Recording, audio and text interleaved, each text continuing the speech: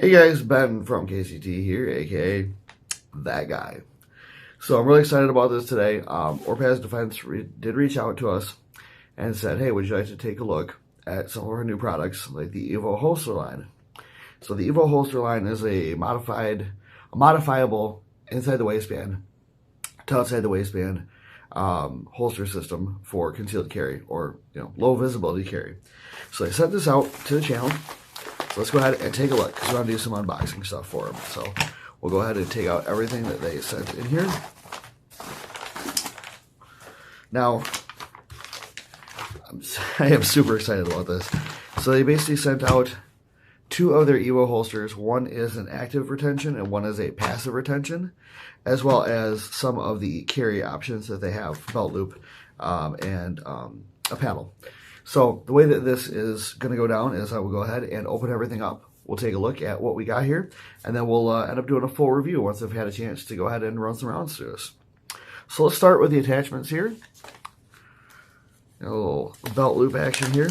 And so this is different than the previous Orpaz packaging where it was originally a tall box, which I do have still here.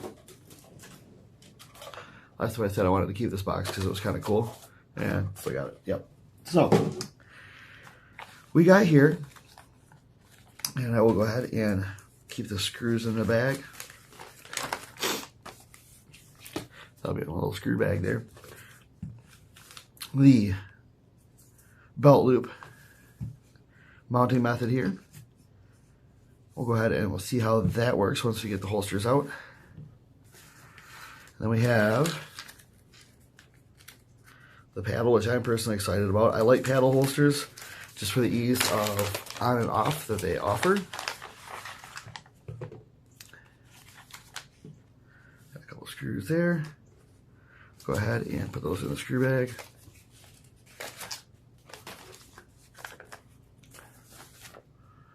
Okay, get that out of the way there. Yep, so that's going to be a nice little paddle option there. I like the fact that it is very, very minimalist compared to some of the paddles that are out there. Some of the paddles are pretty darn big, and this is pretty minimalist. I mean, it's basically going to be the size of the holster. So I like that an awful lot. And set that there. We'll open our first holster.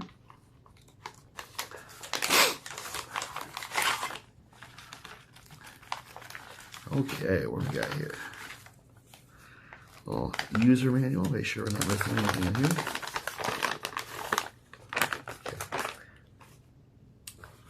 All right. So this is the passive retention holster. We got the user manual here. We got an Allen wrench to tighten things down. And it looks like there's a panel back here, which I may or may not be able to get off with my awesome manly fingernails. Yeah, probably not. I can probably push it out though. And that looks like what will actually attach to here to get you that mounting surface there. And then it looks like they give you a they give you an inside the waistband belt clip there. So you can go ahead and rock that IWB style.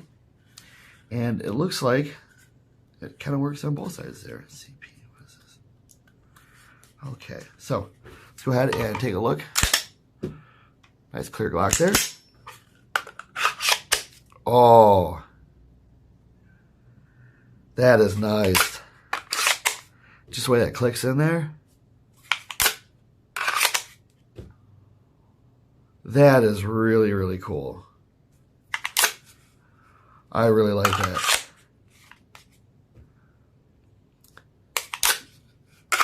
Wow, that's nice.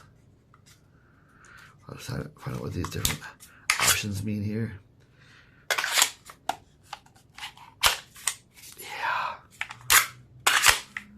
Yeah, I can see myself rocking that quite a bit. That is really, really nice. It's the right amount of tension where it doesn't like stick, but it's also not at all falling out. Like it does take a good firm draw to go ahead and get that out of there, but it's not like you're sitting there going, you're actually able to break that out there quite easily.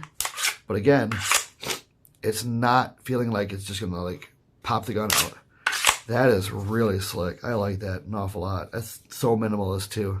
It's just barely bigger than the gun. And I didn't notice this when I was looking at this on their website, but it is set up for an optics cut. So if you want to run optics on your blaster, go ahead and do it. So let's see here if we're missing anything that we need to know about this guy here.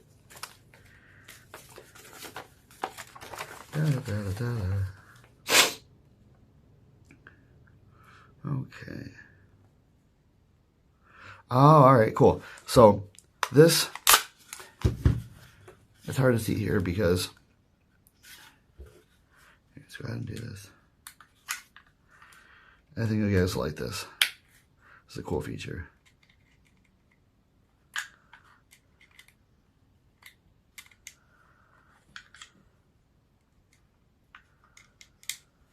There we go.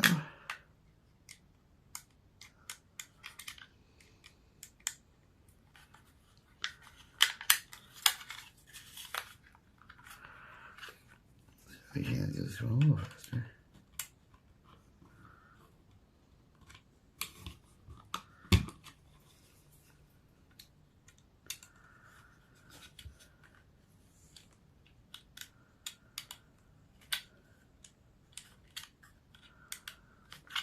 There we go. Okay. So, what this does is it actually lets you set your belt clip at a different height, however you want it. You basically undo that screw there, go ahead, pop your belt clip in, and those 4 holes stabilize it there, and then you can go ahead and pop that screw back in, and you are good to rock and roll there. That is sweet. So you basically have 1, 2, 3 different adjustment levels you can put it at. So you put it here, here, and here. So if you want it sticking further up out of your waist, you can just do that. If you want it further down for concealment, you can do that. And there's a little in-between ride option right there. And then again, you put that screw back in there, and you are good to go. So that is really, really cool. And then I believe this is reversible. So you can, yep, it is. So you can go ahead and put this on the left side or the right side, depending on which handedness you are. So you can stick it over there once I pop that little panel off. And it is rock and roll time. So I think that is pretty sweet. So if you're righty or lefty, you just buy one holster, then you're good to go.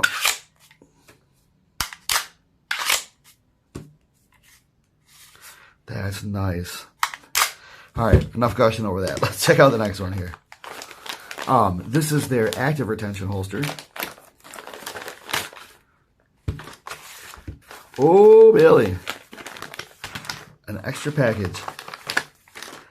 So we'll go ahead and put this out of the way, this out of the way, and pop this guy open here. Now they wanted me to take a look at the EVO Pro Kit, which is basically everything that the EVO comes with. So this is going to be the EVO Pro Kit. So you have a couple different wings that you can attach. So you can go ahead and get that custom fit there. So depending on how you want your holster to ride on your hip, you can get that done. Put a screw through there, and then it's good to go. And so there's 2 of them. So I think this one's slightly bigger. Yep, so this one is a little bit taller.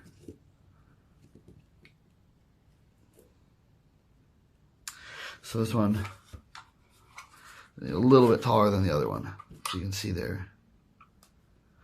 So depending on how you wear your pants and you wear your holster, that is adjustable. Now, one thing too is because you're able to raise and lower the height of your mounting. So this has got the belt clip there, same way that this one did. You are able to go ahead and raise and lower that. So then obviously you can choose which height of the wings that you would like to use. I'm going to get these screws put in here real quick while I am looking at them. So I don't want to lose anything here. There we go. All right, get the Pro Kit stuff out of the way there. Now this is a sweat guard. And basically, once you pop off one of these back panels here, and I might need a knife or a screwdriver or something for that.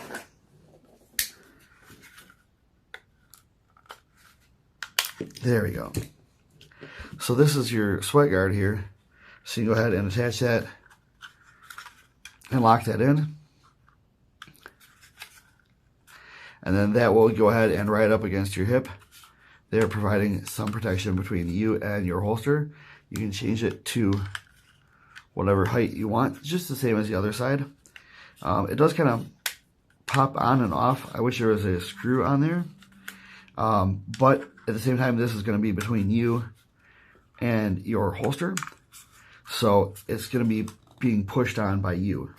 So that shouldn't be that big of a deal. And obviously, if you don't like it, just run it without it. So then we can see here, and we'll kind of use this side just for giggles. This is their low profile belt loop. And you can go ahead and slide your belt right through there. And that gives you the opportunity to run a belt loop without having to deal with, you know, a normal like belt clip like this. So if you want something that's more sturdy, a little bit more maybe for the tactical environment, you can go ahead and run that. Obviously, you can just screw that right in. The screw goes right through there. And you do have your choice of the 3 ride heights. And if you were, you know, like me and you wanted to run this outside the waistband sometimes, you can actually just use this, which will just go ahead and attach to your belt. And then you can just run it OWB as opposed to running it IWB over on this side. So it kind of look like that normally, if that makes sense, guys. So it does give you a great belt loop attachment. So minimalist. I mean, this is so ridiculously minimalist. Just so tiny. And again, your regular belt clip looks like this. So you're looking at a very, very small footprint for these holsters. The wings and everything are, I think, awesome. A great choice to add to a kit like this because if you have the modularity, why not do it? There's a lot of holster companies that already offer wings. So I really think that that is an excellent, excellent addition. So let's see here. This guy here, the screw is still in there, so I probably won't want to sit very tight. But yeah, so I mean, this is kind of an interesting piece. I'm just not super onto it right now. I will have to go ahead and give it a try and see how it works. It does look like it maybe could pop off a little bit easier than I'd like, but at the same time, I don't know how this is going to be when it's up against your skin. So with that constant pressure, that might just stay right on. So we'll definitely have to take a look and see. I'd probably run it down like that. I love that contour though, by the way, how it just goes right to the holster the curve. So let's go ahead and take a look here. And let's try again. Nice clear lock.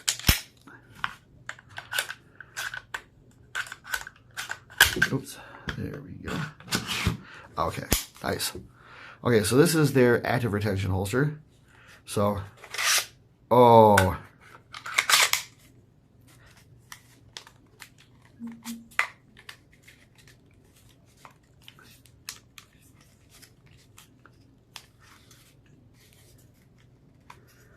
Oh, I get it. No, I know what I'm doing wrong here.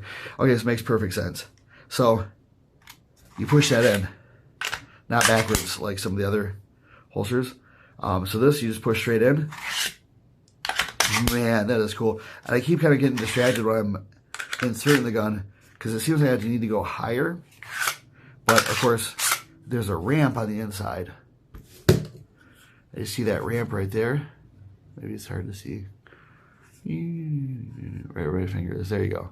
With that ramp, here you come in at a lower angle, goes ahead and gets that gun locked in. I'm sure this one, yep, same thing for the passive.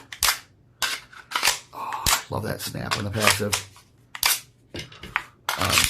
But the active, I mean, that is slick because what happens is you have a really good, I mean, it's locked in there. It's not coming out. With the active retention on there. And then when you go ahead and to draw it, you put your finger right on that button. And as you drive it down, it helps you push the gun right out of the holster. So you can see right there, essentially, we're just leaving the holster behind as we come out with the gun. So that is really, really slick. I want to know what this little button that says CP is. I'll take a look at that here in a minute. Now, one thing that I did find that was interesting is, and I'm not sure how I feel about this yet, and I know that it is, I don't know why, I'm doing some research into it, but if anybody knows, go ahead and drop that in the comments. But it seems to be an Israeli thing to know, like, the status of your gun, your trigger. I mean, obviously you should at all times anyways, but they actually have a cutout here on these so that you can see if your trigger is forward or back. You know, so on the Glock, obviously, if I go ahead and pull the trigger, it's going to stay back. If the gun has not cycled, or if the gun is essentially empty and I've pulled the trigger, it stays locked back. So then I go ahead and put it in here, and you can't see the trigger because it's backward. It's locked back. And then obviously run the slide, try to reinsert it, and right there you can see that trigger. Very discos too. So I'm not sure why, but it is an Israeli thing. I know IMI does it with one of their holsters, where instead of doing the trigger space here, what they actually do is they do a cutout right where your ejector is, or your extractor, sorry. And so what'll happen is on theirs, you can actually see if that extractor is slightly bulged out, because on the Glock, that will actually push outward once you have a round chambered in there. And I'm not going to just throw one in there just to show you, but this will bulge out there as a tactile and visual understanding that your gun is loaded and has a live round in there. You actually run your finger across it and feel it popped out if you know what you're looking for. On these, they went to the trigger guard, or the trigger. So, no, I can't get that to go. I mean, if you found something small enough, you could probably stick it in there and make it go. But I mean, so right now, again, I definitely want to know more about that. Like I said, if you guys know anything about this, go ahead and put that in the comments. As far as the Israeli style of shooting goes, I do know that with everybody essentially carrying, and then carrying with an empty chamber, I imagine what it is your chamber's empty. You go ahead, you put your magazine, take your magazine out, chamber's empty. Go ahead, pull the trigger, trigger's back. And then you're ready to go out and carry for the day. And then when you draw, go ahead and rack the gun. And you go back into your normal condition 1 carry, or condition 1 with the firearm. So then when you put it back away, you can see that, yes, right now that I do have, essentially the gun is cocked, quote unquote. Obviously it's a striker firearm, but it is ready to go. So that if you take your holster off at the end of the day, you can see, okay, you know what? I still need to go ahead and get that round out of there, eject your magazine, take your round out, pull that, stays back, good to go. And then ready for your draw and to go. So the Israeli style of shooting is very different, obviously, from American style shooting, where you would carry essentially without one in the chamber. Now, to my understanding, a lot of that is basically historical, that after World War II, they were given a lot of different guns that, you know, you have so many different kinds of different handguns from different countries. The easiest way to say, let's be safe with all of them, is to go ahead, magazine out, eject your round, make it so it cannot fire, and then go ahead and carry it. And then go ahead and, on your draw, charge the gun. Also, I think that with a lot of people carrying in Israel, there is a greater emphasis on having that gun be safe at all times, because you have so many people that are carrying at all times. And then you have so many, and the same thing with their rifles.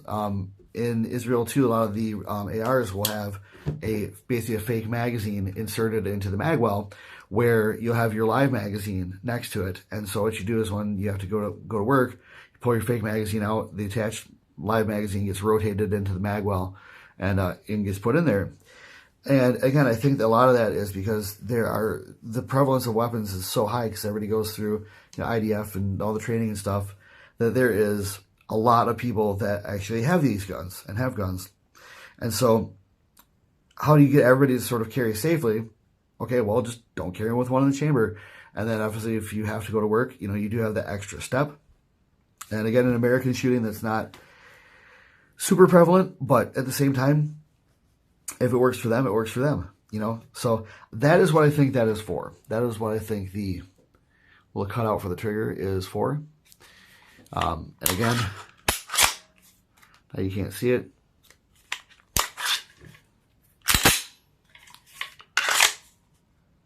And now you can.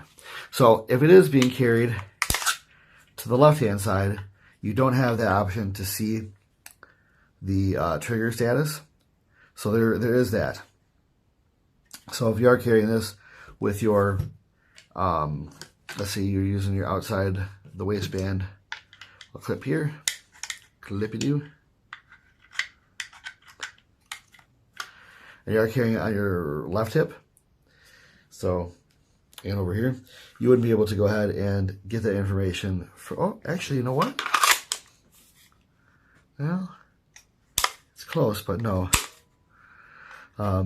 Anyways, yeah, so that is one thing that you would sacrifice if you are carrying left-handed. Obviously, right-handed, go ahead and put that on your waistband there and you're good to go. But you are able to see that. So it's an interesting thing. Again, I'm going to be looking into that a little bit more, but that's kind of my thoughts on how that is to begin with there, as far as the Israeli style of shooting. God, I love that. And this is just, my God, just, if you're on the fence about one of these, this thing right here is, I mean, I'm sold. I mean, yeah, they did send these out for the channel, but man, is this, it's smooth. And it goes right where your thumb groove is on your Glock. So when you are going to go ahead and draw that, you push through and your thumb is right where it needs to be. See how that groove is right there? So push through, my thumb is right where it needs to be. So that is an excellent thing for indexing and getting a full master grip on the gun, because setting you up for success from the very beginning of your draw. So once you draw, you're able to go ahead and get in there, do what you need to do. You already have that reference point there. So even if you are going to come over here and do thumbs forward, you already know that where that thumb is on the gun. It's already in that little pad there. So again, if you're on the fence about getting one of these, holy shit, this is impressive. I'm not normally one to carry a gun without a light on it nowadays, but I do carry, obviously, backup flashlight and stuff like that in my gear and all that. So this, oh, I understand what that is now. I got it. So this is, right here, this hole here is for the installation of the actual active retention button. So you could, if you wanted to, put the active retention on either one. It would be the same holster, but so that's kind of cool. They have the same holster body, so everything is the same between the two of them. So, guys, I've gone on for long enough. These things are sweet. We will be doing an actual review with the Orpaz Defense EVO holster system, the Pro Kit, which is, again, everything you see here. But it is, oh, man, I really like this. This is, all right, guys, I'm going to quit gushing. Guys, have a great rest of your day. Be awesome to each other. I'll talk to you soon. That's all I got for you. See ya.